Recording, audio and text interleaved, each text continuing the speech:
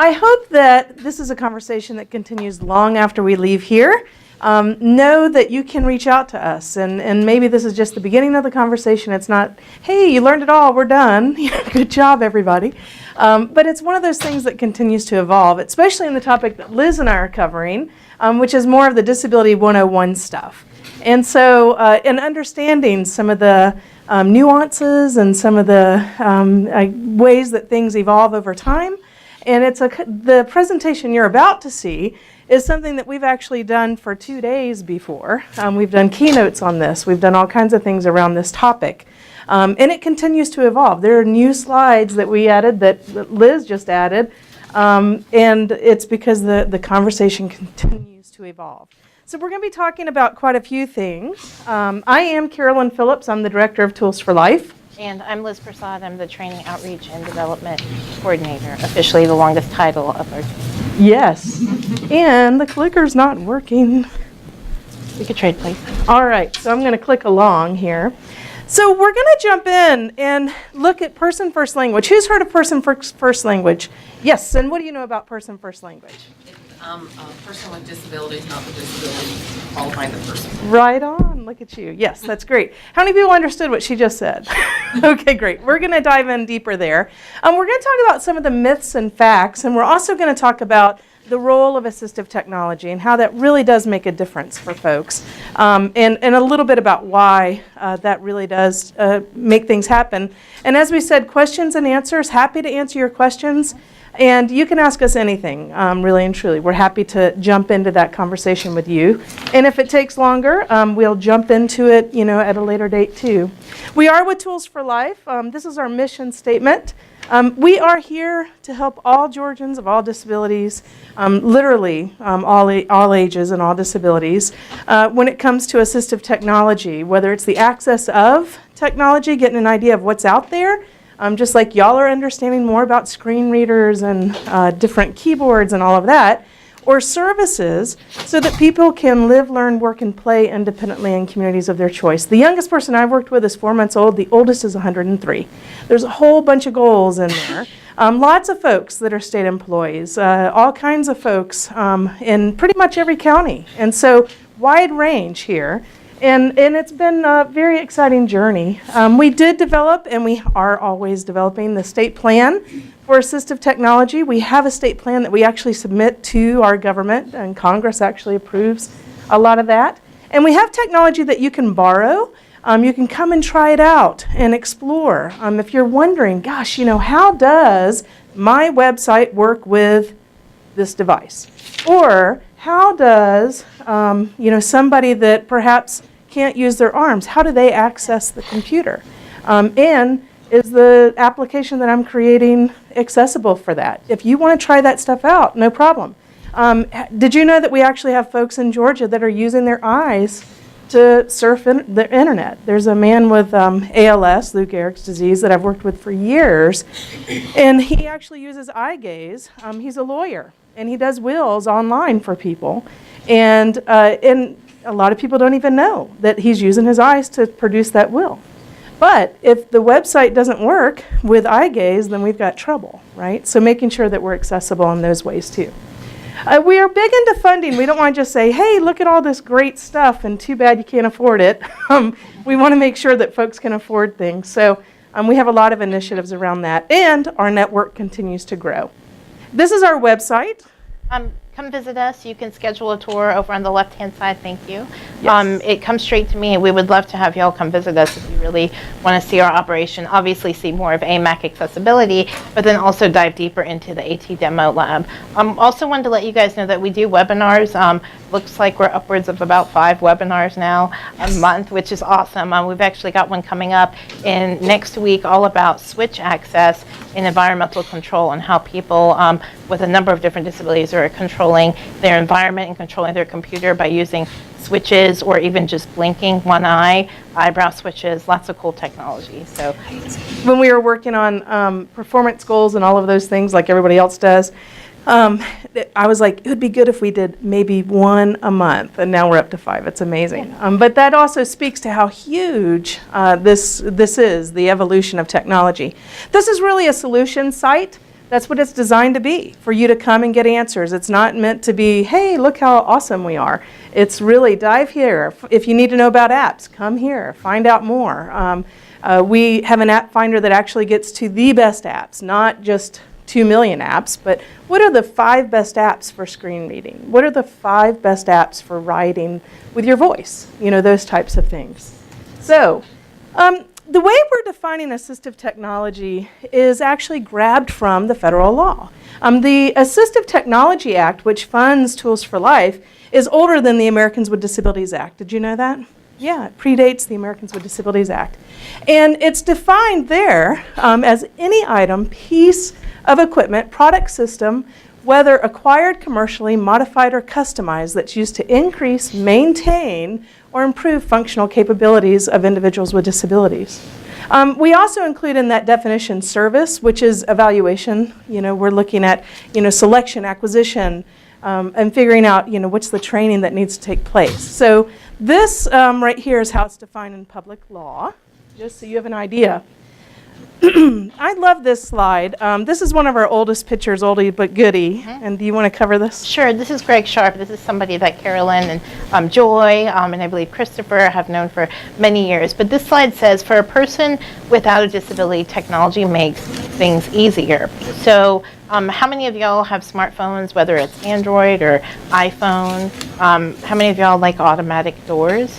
Pretty easy to use. How many of y'all maybe use your voice on your phone to send an email or a text message or something like that. So those are all things that are mainstream that everybody, no matter what your ability is, we appreciate having that in our community, being able to access that. But truly, for a person with a disability, technology makes things possible. So, for example, I use my voice every single day to accomplish about 99% of my tasks, primarily for work. I use awesome software called Dragon Naturally Speaking. When I'm sending an email to Christopher, I can say, send an email to Christopher. And I can say, hey, Christopher, comma, new line, how are you doing today? Got that, you know, information that you're looking for. Here's the link to that website. Take care, talk to you soon. So very quickly, and then I can say, send email. Even with my voice, using my iPhone, being able to use apps, using Siri. Siri's my new best friend. We actually go way back. But being able just to say, can you schedule this meeting on my calendar? Or remind me that I've got a meeting, you know, tomorrow afternoon, or that I've got to be, you know, online to coordinate a webinar or something like that. So all of those things that we all use every day, it's helping people with disabilities to really access their environment, to be independent at work, in their personal life, in the community. Here's the flip side of that too, is a lot of people would look at me and they would say, oh, you know, Carolyn just loves technology and blah, blah, blah. They would not look at me and say, oh, Carolyn's a user of technology. I use technology every day to, and whether it's personal life or, you know, professional life, to navigate my life, whether it's paying a bill online or wayfinding, getting here this morning. I had to hear that out loud to know, and I'm from Georgia, 5th generation, I know Atlanta, but to navigate. And so I also use Dragon. If you get a long email from me, I've spoken it. I'm not sitting there typing it out. If you get a short email from me, I've used probably word prediction, and that's how I've produced that email. I've had to use a screen reader to listen to it to make sure that I get what you're trying to tell me.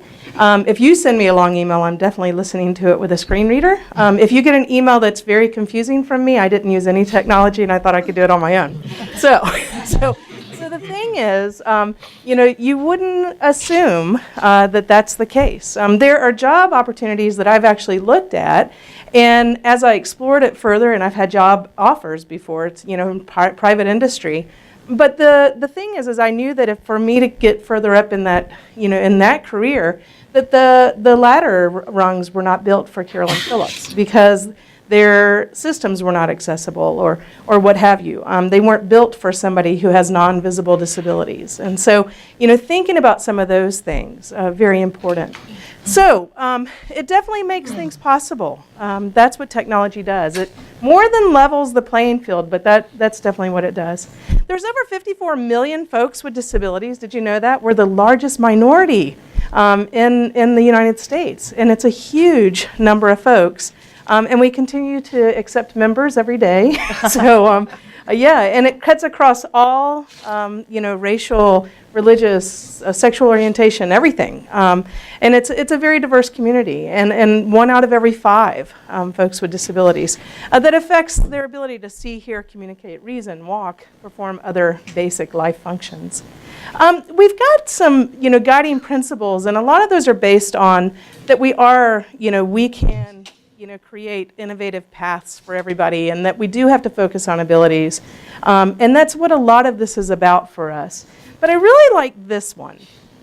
This is federal legislation. As you can see on the bottom, it says public law. So it's written into the Tech Act. And I'll read this out because I think it's really important. It says, disability is a natural part of the human experience and in no way diminishes the right of individuals to live independently, enjoy self-determination, make choices, benefit from an education, pursue meaningful careers. And the last one is just enjoy full inclusion and integration in the economic, political, social, cultural, and educational mainstream of society in the United States.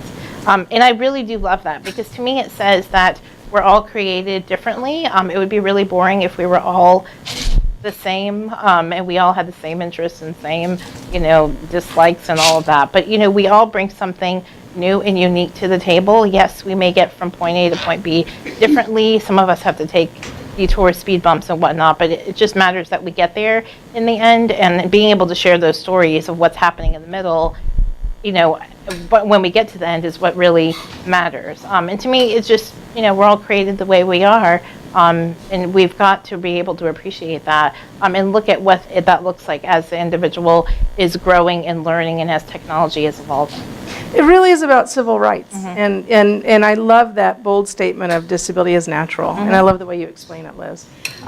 It's interesting because of legislation. It's fascinating for those of us who have lived our lives intertwined with this time of legislation and technology evolutions and all of that. And how the folks that are in kindergarten and first grade, second grade, third grade, those guys, those little girls and boys know technology. They do. They are, figuring out, how can I get this to read to me? Why doesn't this work? How do I make it bigger? How do I change the color? I need a different color. I need this to flash because I have a hearing issue. I need captioning on these videos. They're turning on the captioning. My daughter has some hearing-related disabilities. She has speech-related disabilities also. She has cerebral palsy. And first thing, we were at a hotel in Utah this weekend, and she walked in and turned on the TV and put on the captioning. She says, "For me and Mama," right? So we know what's going on. And it's cool that she already knows how to do that. She's in 5th grade. So my point is that this generation that's coming up is no longer like, thank you for captioning. They're like, where's the captioning, right? It's a different generation. And so being ready for that is very important. So, more things to think about. People with disabilities, as Carolyn said, the largest minority group in America. The thing is that this group, our group, the group that I'm probably president of, it doesn't discriminate, cuts across all aspects of life. And when we are looking at folks with disabilities, and when it comes to full integration in society and really, interacting with folks, we often, and unfortunately, see that there are all these misconceptions out there in the world when it comes to interacting with folks with disabilities. This is some information that we found online that I thought was very spot on when it comes to the way the public and the way our society can view folks with disabilities. And these are definitely some inaccurate ways out there. But often folks with disabilities are viewed as victims or objects of pity, horrible or grotesque burdens on society. I can't tell you how many times I get approached by people in public that are like, "It's so great to see you paying taxes." Well, yeah. What else am I supposed to do? Unable or assumed to be unable to do things. I think that's probably in the top 5 of, things that really frustrate folks like me or folks with disabilities across the board, that just because, somebody is diagnosed with a learning disability, that doesn't mean that they can't pursue their degree or their PhD, run a, department at Georgia Tech that's doing all sorts of amazing things, or somebody, who, like me, has a physical disability using a wheelchair, but that doesn't mean that I can't get from point A to point B, or to do reports, or to conduct all these different things online and run our website and do all sorts of things. Or even up here, this is another one. Folks with a disability often are perceived as having multiple disabilities. So I don't know if y'all have ever witnessed or have ever been with somebody with a disability that maybe somebody will walk up to them and just start shouting at them because they assume that they're deaf. Or I've had oftentimes people just give me a Braille document just because I'm in a wheelchair. I've got superpowers and I can automatically read Braille. It doesn't happen that easily. So these are misconceptions that are definitely insufficient, inaccurate.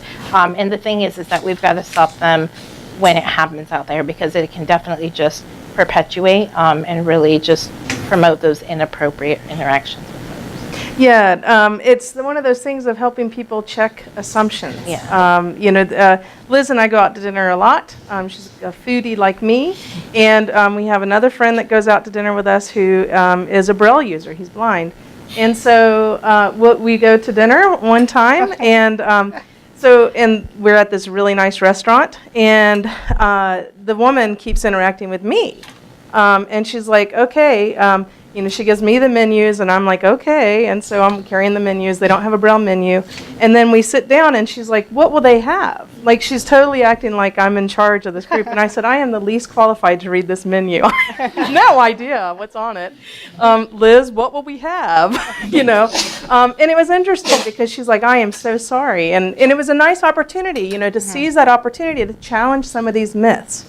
Not up to me to define somebody else's experience based on some conception that I have that's probably a misconception.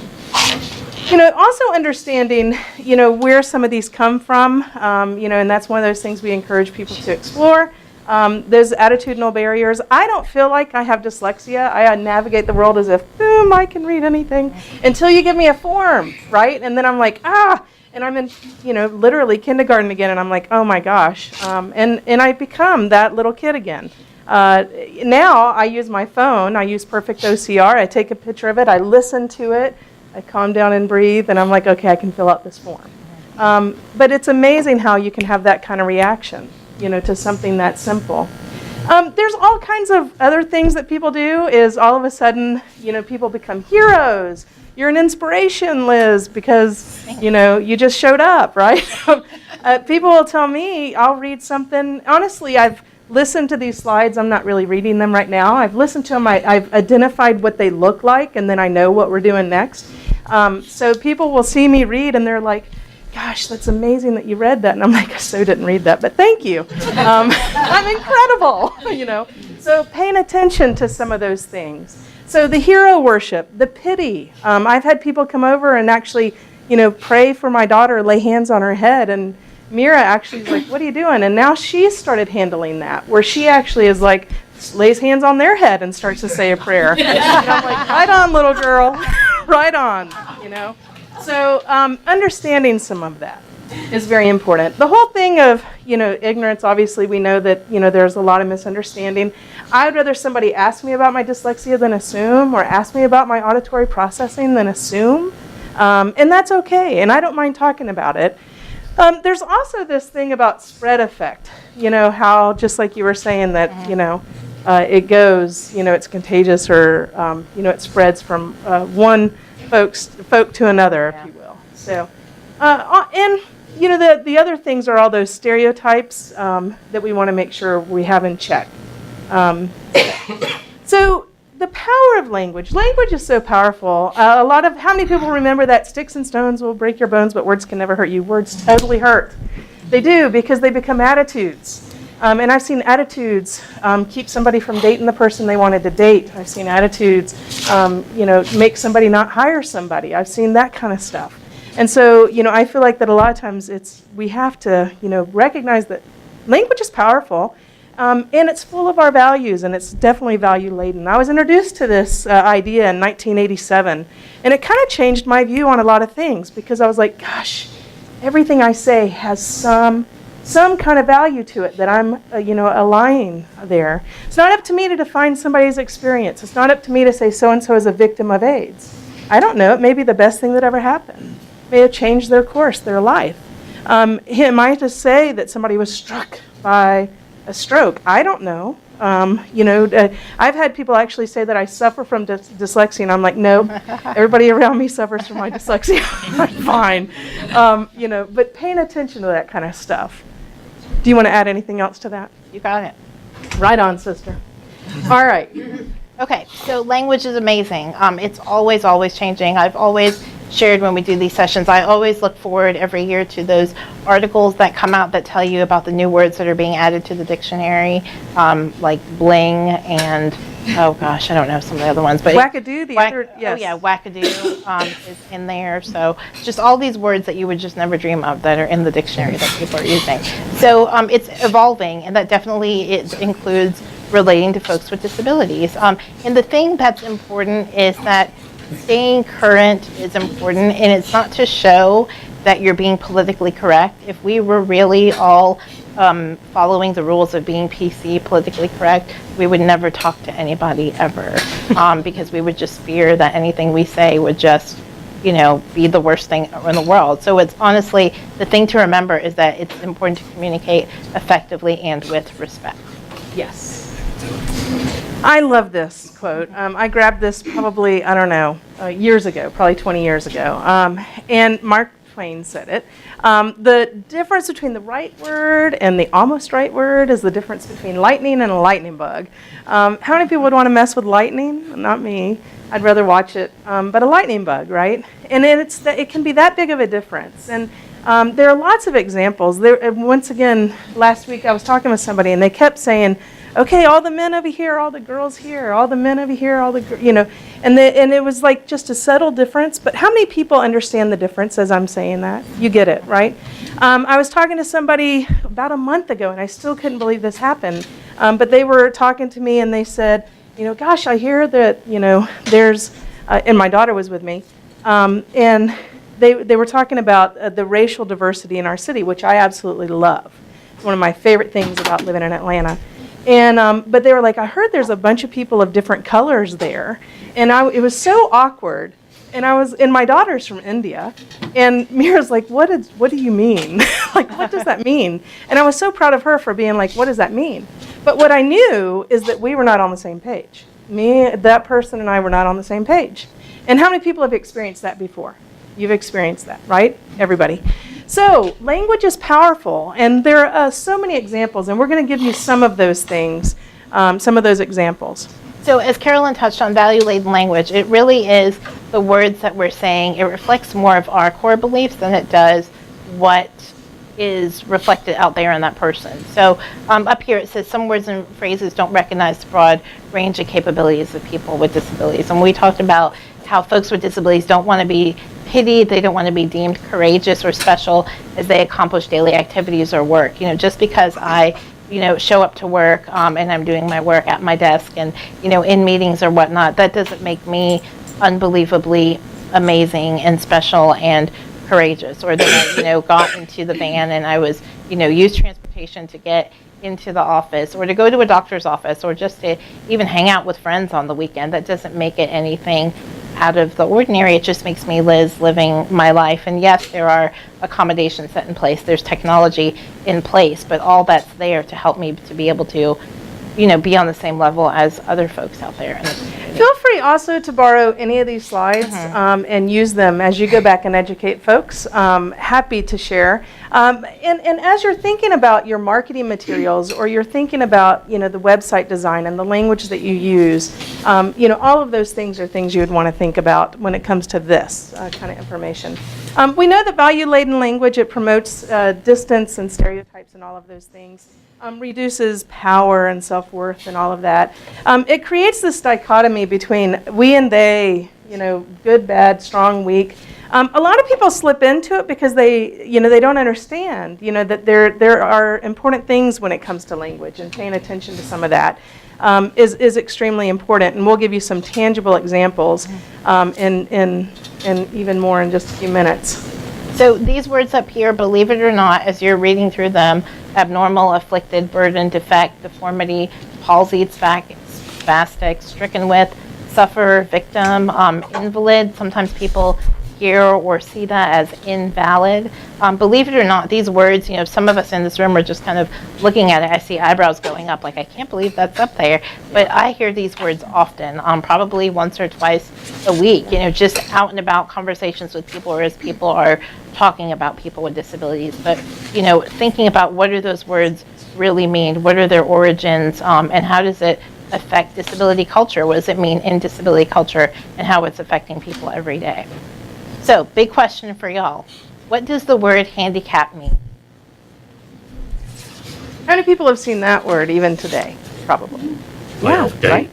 What? It's like outdated to use that term. It is outdated, right on. But what do you think it means? What do you think some of the origins are of this word? Be bold, people. Jump out there. You don't have to worry about being PC with us. Yes. So here we go. Handicap is an archaic term. I actually love it's no longer used in any federal legislation, and it really evokes negative images of pity, fear, and so much more like that. The legendary origin of the H word refers to a person with a disability begging with his cap in his hand. So here's the beggar parking, here's the beggar entrance, Here's the beggar restroom. And that's how some of us see that. And it goes back to those other terms we were talking about, that distance that's created. And just making sure that we're using language that's friendly. Even a couple of weeks ago, somebody sent me, they're like, hey, I'm creating this great website. And at the bottom, they had this, this is created for handicapped people. And I was like, no, it's not created for handicapped people. What does that even mean? So what we encourage you to do is use disability neutral language as opposed to disability negative. So rather than just grouping people together and say the deaf or the blind, how many people have heard that before? Using people with disabilities, just like you were saying, person first, people with disabilities, people who are deaf, people who are blind. Crippled, that was just used the other day with my daughter. Somebody said, oh, how long has your daughter been crippled? And my daughter totally was like, rah! So then we explained, no, she, is a person with disabilities. She has, mobility issues. Impaired, all of those things, has a disability. I've seen even people, and I get it, why people, struggle. They'll be like, okay, they're normal, and I'm like, well, we're typical, right, I guess. Non-disabled, are they, thinking about it from that perspective. So person without a disability. Or rather than wheelchair bound, do you want to jump on that one? Sure. I don't love that one, but I just think it's funny because it reminds me of some B-rated horror movie, Wheelchair Bound. I don't feel bound to my wheelchair. I sleep in my bed. I go swimming. I lay in a recliner. I sit on the couch. I get out of my chair and do all sorts of things. So wheelchair bound doesn't really define somebody who uses a wheelchair, and that's exactly what you would use, is somebody who uses a wheelchair, as opposed to being bound. My son actually says Liz is the fastest person he knows, which is cool. And I love that he sees, things that way. I am fast. Yes, you are very fast. So here we go, disabled, the handicap. Again, just thinking about people with disabilities. We talked about handicap and disabled parking, thinking more of accessible. I love the fact, and I challenge you all to just pay attention to this when you're in the community, as buildings are being renovated, as people are speaking up about what the word handicap means, as new buildings are being built, you'll see that these entrances, the restrooms, all of the signs and labels out there, it says accessible, which I really appreciate. I know a lot of folks do. I'm confined to a wheelchair, again, we talked about that. Again, hearing impaired, hearing impairment. Again, deaf, hard of hearing, visually impaired, visual impairment, low vision, dumb, mute. I actually hear that term so often, which surprises me. So person who has, again, just, low vision, blind, stutter, tongue-tied, victim, spastic, we talked about some of those words. So person who has a speech or communication disability, or someone or a person with cerebral palsy. We've got to be mindful, again, if you look on the left-hand side under that disability negative comment, within the disability community, individuals with mental health are, I feel, oftentimes the ones that are really struggling the most to get supports, or the ones that people don't tend to not think about because of their non-visible disabilities, and they have so many negative connotations tied to it. So we need to be mindful when we're out and about in our language that we're using. What does that really mean when we say, "Oh, that's crazy," or "That's deranged," or "psycho"? So thinking about again that person first language of people with mental health issues, mental illness, things like retard, mentally defective. Again, words that we often hear are common. I see a lot of folks nodding your head, so I think y'all probably hear these things out in the community too. So just thinking again about what that means. So developmentally disabled, person with Down syndrome. Joy and I were actually in a professional meeting not long ago, and I had disclosed during the meeting because it was relevant that I have learning disabilities. And the person who was facilitating the meeting said, "Carolyn, we really appreciate your insight." This is at the end, because you're here and you have, and she really was struggling into cognitive. And then she said, "Because you're so intellectually impaired." and everybody laughed, and I laughed. I was like, "It's okay." And I said, "I have learning disabilities, so person with learning disabilities." We could say it that way. Or just say, "Carolyn, glad you're here." Yeah. How about that? Because I think people get it. So, did we see this a lot? People will actually say, "Oh, so-and-so's a quad," or a para, and that's not appropriate, right? So we would say a person with quadriplegia or a person who has paraplegia. Homebound is one that we see all the time. A lot of, faith-based communities talk about, we have a homebound program. And I'm like, homebound, what do you mean? And so, rather than that, how about if we just go and help people who stay at home or who have a tough time getting out of home or, something like that. So it really is, this whole connection, as I said at the beginning and Liz said, is our language informs our attitudes, and our attitudes inform our actions. And so we're saying, hire folks with disabilities. Would you hire me, right? Would you hire me if you just met me? Would you hire me knowing what you know now about me? Those kinds of things. And it makes a big difference. Would you hire Liz? I would hire Liz 50 times over. Awesome, incredible person. Because she's Liz, not because she's the fastest person in the room. So, and it informs our work culture and our environment. There is definitely a link. And if we continue to say people are retarded, are we going to say, "Hey, we just hired retarded people"? What does that look like for our company or our business or for our agency? When does it really apply? So a change in language really can change everything. And I've witnessed this, and it's exciting when you see that start to witness. It can also be contagious, which is cool when you start and challenging people on their language and holding people accountable and saying, "Hey, let's have a dialogue about that," the way that we're seeing. I've actually had people say, "Why are we bothering with this website? Why do we care if it's accessible?" And I'll be the one in the room that's like, because I can't use the performance management system. You wouldn't know it by looking at me, but I can't do it with my screen reader because of the way it was designed. And a lot of people don't think about those things. So paying attention to that. Yep. So up here, I just wanted to touch on that. As Carolyn said, it's contagious, and we need to be contagious. This is the part where it's okay to be contagious. Otherwise, sanitize your hands. So, if employers believe adults with disabilities have and can learn valuable job skills, then we wouldn't have that large amount of folks with disabilities that are completely unemployed or that are struggling to find jobs and struggling with, the interview process.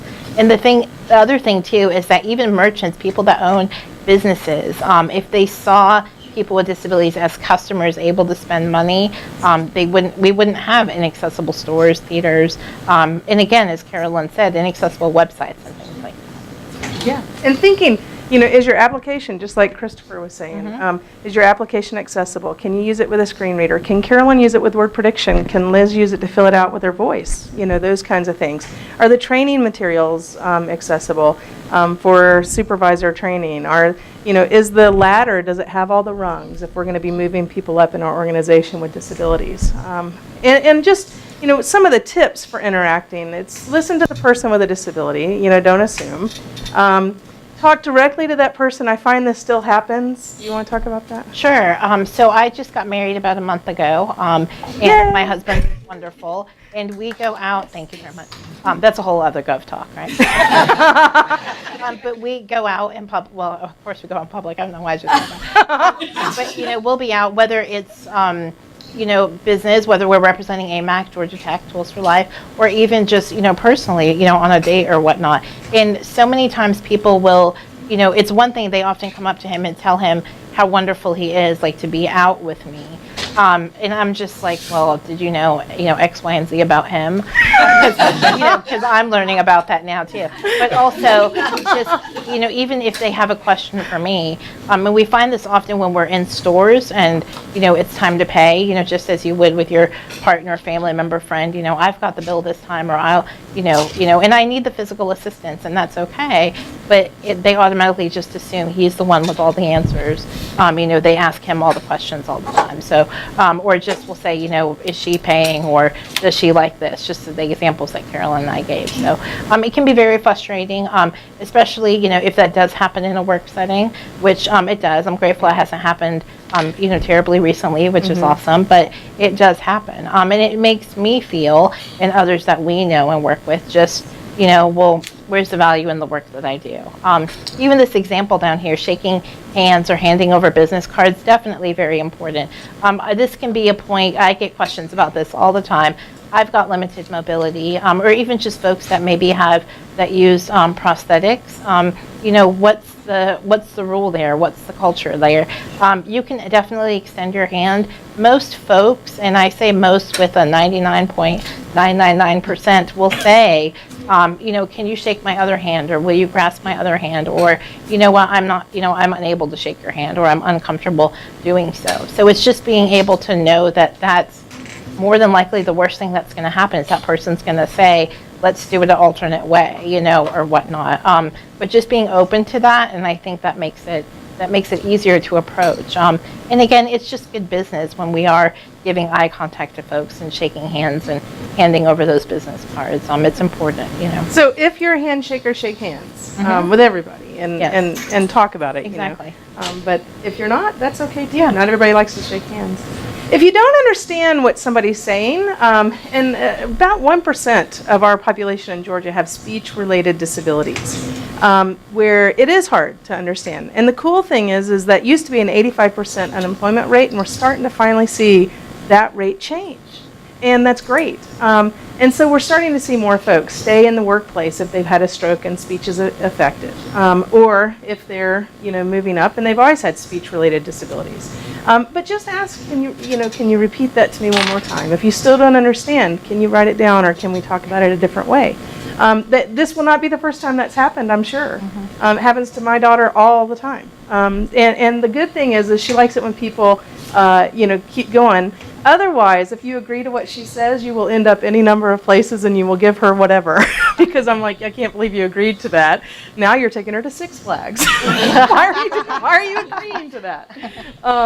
So, you know, also wait until your offer is accepted. If you, you know, if you see somebody that needs to go across the street. I was with one of our colleagues, and she has a guide dog, and she's blind. And she and I were trying to navigate. Believe it or not, I was the navigator, and I was like, oh, Lord, I've got to go in this store and find out where we are, because we were in Minnesota, and we were trying to get to this restaurant. So I go into the store. I leave her right there on the corner. I'll be right back. I come back out, and she's like 2 corners away, like diagonally, and I'm like, what are you doing over there? And she's like, some fool took me by the arm. Let me over here. And we're shouting across traffic. She didn't need to be over there. That wasn't where the restaurant was. And then I was confused again, had to go ask somebody else. So, you know, just ask. And many evidence of that.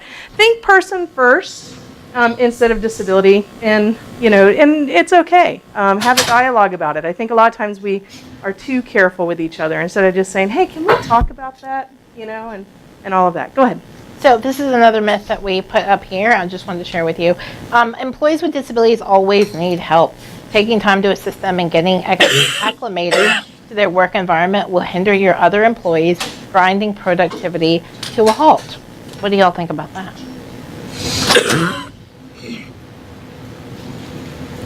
You've got some answers back there. People are saying no. No. All right. Sounds good. So the truth is that many people with disabilities are independent and capable of giving help as well as receiving it. And the truth is that AT assistive technology helps. Again, it helps to level out the playing field. It helps to bring people up to that level of being able to accomplish that work and to offer help to their coworkers and guidance. We do know that, just like Liz is saying, assistive technology makes the difference. I would not have the job I have without assistive technology. I use upwards of 23 different types of assistive technology to navigate my day. A lot of that has to do with accessing websites online, using my voice to bring up something, even getting back to the agenda today. I used my voice to pull it up and was able to look at it, listen to it, and I was like, okay, good, we're on track. And it was just more of a reminder. So we see that when it comes to technology. There's over 600 different types of keyboards that are out there. And we're going to pass around a few of these just so you can put your hands on it. What is this? This is a keyboard. But how do you think you interact with this? With a beam of light. With a beam of light. If you have a limited range of motion and you're actually able to do something like this or move your head, we can actually put a laser in your hand or attach it to your glasses, and you can use this with word prediction. We've seen people type upwards of, I've seen 50 minutes, I think you saw 70 Yeah, and words per minute. that was coupled with other assistive technology like word completion, word prediction, things like that. So Right. this is LOMAC. It stands for Light Operated Mouse and Keyboard. This is Orbitouch. It's just using gross motor skills as opposed to fine motor skills. This is more difficult than people realize. How many people have carpal tunnel or have seen somebody with carpal tunnel syndrome? It's painful. It's painful. And so using something like this can really help. But it's complex. This is a complex solution because you have to remember the sequence of how you do it. But what you're doing is you're actually using gross motor skills. And here, do you mind just passing that around? Yeah. Very good. And what is this? This is one of my favorite devices because this is an unusual device. When this came out, there were lots of oohs and ahs in the Braille community. This is actually, the first Braille Bluetooth keyboard, portable keyboard that works with a smartphone, iPad, Surface, any of those things. It also has a display up here. Super darn cool device. How much do you think this cost? A lot, yes. About $1,400, yes. And then do you want to talk about your mice? Sure. So there's a variety of different mice out there, mice for the computer. Yes. And this one's called the DXT vertical mouse. So you don't hold it traditionally. You just lay it flat on the table, and it's as if you're going in. Yep, just like you've got it right there, as if you're going in for a handshake. So it's just more ergonomical, definitely comfortable. This is a heated mouse. So you actually plug this guy up and it warms up. So again, somebody with, arthritis, carpal tunnel, even someone like myself with limited mobility and difficulty with muscle loss, I get cold very quickly. So being able to warm up my hands on something like that would just make the process go a lot quicker. This is a laser keyboard. How many people have seen this?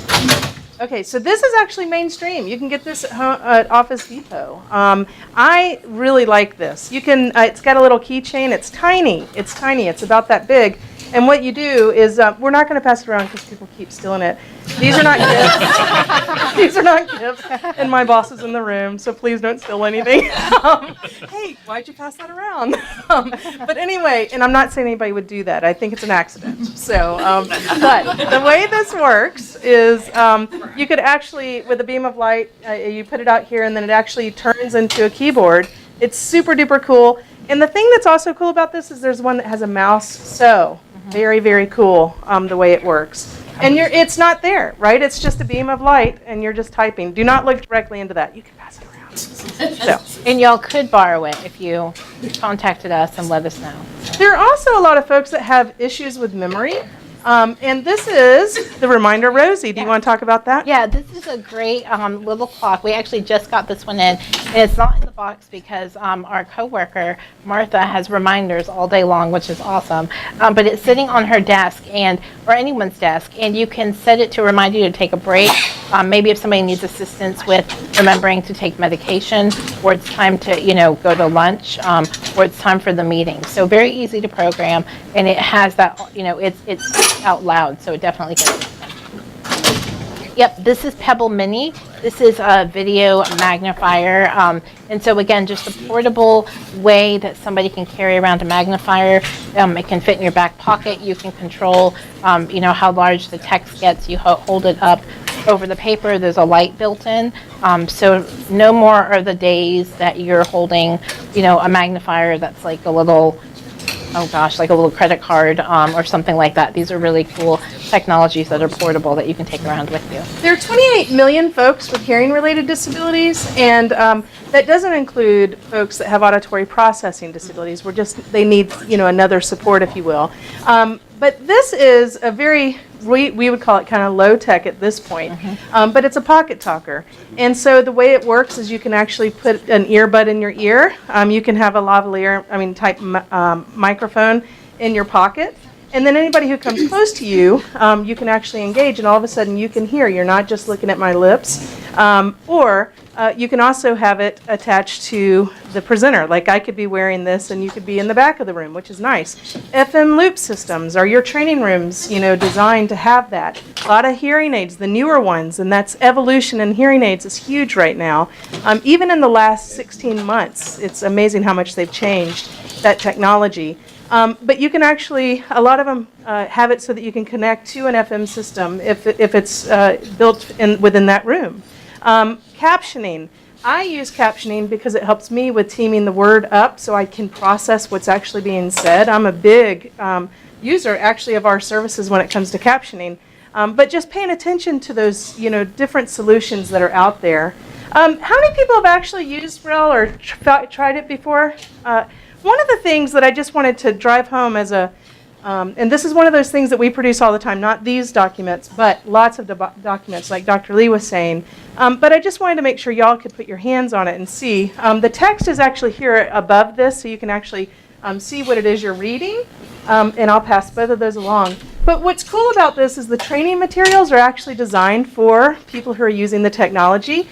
We see that gap a lot of times. I'll go to an accessible website. Yet the training for the website is not accessible, and I'll be like, no, why didn't you go to that extra step? Do you want to talk about some of the virtual presence stuff? Sure. So we actually have two robots with us. This one here is Kubi, and if you could just put it on the table.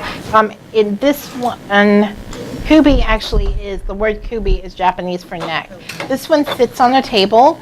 And you operate it through your computer, and the cool thing about it is you can have any iPad in there, Android device, any tablet, and you use communication, programs that are widely available. So Skype, Google Hangout, FaceTime, and things like that. So you're able to see the person you're interacting with, and that neck will actually articulate. It'll tilt forward, back, move left, move right, tilt down, tilt up.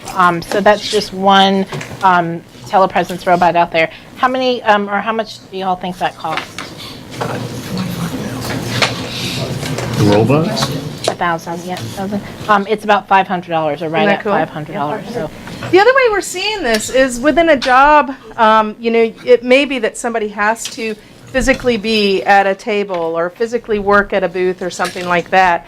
And some of our colleagues in Montana, what they've done is they've started because they have a colleague that can't be out doing that all day because of fatigue. So they actually at their booth put this there, and they're on with Skype. And as people go by, they're like, "Hey, come learn about this." Hey. And once again, it's designing for this new generation. It's designing for us. Are you giving me a high five? No, I know what you're doing. So paying attention to those things. The other telepresence robot that we have is Vigo, and Vigo is over to my left over here.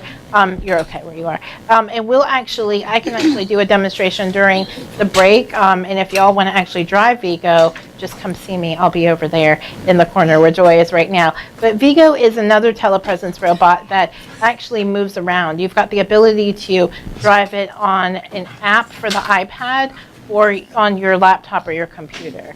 And so again, you can be at one location while Vigo is at another location. You're actually able to drive it around. Last October, I was out of the office for a little bit for some health issues and was able to connect with Vigo to do a training with Carolyn and the rest of the TFL team. That day I was connected for about 5 hours with Vigo. It's all Wi-Fi connectivity, and it was great seeing everyone. I was able to just drive around, be at the AMAC office while I was actually at my home office in Alpharetta, but go up and down the hallways, peek in the folks' office, say hello, and then of course conduct the training and interact with everyone. So very amazing technology that's available out It really is cool. We're really lucky at Georgia Tech and within AMAC that we get to do a lot of beta testing and helping people when it comes to product design and things like that. Read and Write Gold is a product that I use all the time, and there are several along this family, if you will, but it has things built in like text-to-speech, so I can actually have text read out loud to me. It's got this really amazing interactive dictionary. Rather than having me to go to another website, it'll actually take me right back there, which is great. And this is designed to also have word prediction, which, how many people upgraded to the iOS 8? If you have an iPhone, how many people, how do you like the word prediction on the keyboard? I know. So they actually said, they originally said the world's smartest keyboard, but then they changed it because they got, those of us in the community rose up and were like, you didn't create this. This has been around in our community for upwards of 30 years. And so it is a very intelligent keyboard because it learns as you type and it cuts down on the frustration. And that's something that's been around forever. It's exciting to see where technology, assistive technology within our community informs the new designs and all of that. We hope that you'll actually come visit us, that you'll come see some of this technology. I'm a big fan of the Surface. A lot of people come when they want to know, what technology should I get? Surface isn't for everybody, but this is it right here. You may be, a good candidate for that. One of the cool things about this is, what do you notice? Keyboard. I know, right? The keyboard's so tiny and it just snapped in place. Why would that be helpful for some people that have mobility-related disabilities? It's light. It's light. The snapping in place is important though, because how many people even now have a tough time putting, those little cables together and they're like, I can't get it. Here it's boom, right? Talking about independence. What have y'all learned before we turn this over to anybody else? What are a couple of things, and what questions do you have for us? Has this been helpful? Yay! What have you learned? Give me 3 things. Just treat people with disability like a normal. Right. Everybody else. Yeah, treat folks with disabilities just like everybody else. Good job. Thank you. What else? I didn't know that much technology was out there. Can you believe No it? idea. And this is nothing. This is like the tiny, tiny, tiny. It is. Try to use better language. Yeah, watch our language, right? I think that's good for everything. Go ahead. How much is a laser keyboard? For you, my friend, no. It's about $100. Okay. Yes, yes. And if you want to try it out, you can definitely try that out. Anything else that you learned? I didn't realize they was the largest minority group. Right. Yeah, that was Yes. amazing. 54 million in America. 54 million. I think a lot of times people don't understand who are we doing all this for. Because they're not sitting there every time the door opens, or they're not there every time somebody enlarges the screen, because it's such a personal experience. Yeah, thanks for saying that. Yes? I'm excited. You're it's excited? exciting to see all of this because there are people who you don't look like you have a disability, and there are lots of people like that, and it just makes life easier for people because nobody is looking to help somebody who doesn't look like they need help, or they don't ask, and there are barriers and difficulties, and I'm just excited. Yeah, I appreciate you saying that. For those of you who didn't hear, she said she's really excited because I don't look like a person that has a disability, and that made you think of that, there's all kinds of folks. And I think a lot of our purpose here in life is just to help somebody else further down the path. There are all kinds of people who have helped me. I kind of laugh at this idea of independence. I think we're really interdependent. My role is to help you, and our success is interconnected, right? And your role is helping me. And so how can we make that happen more? This is our team. Yep. And anything else?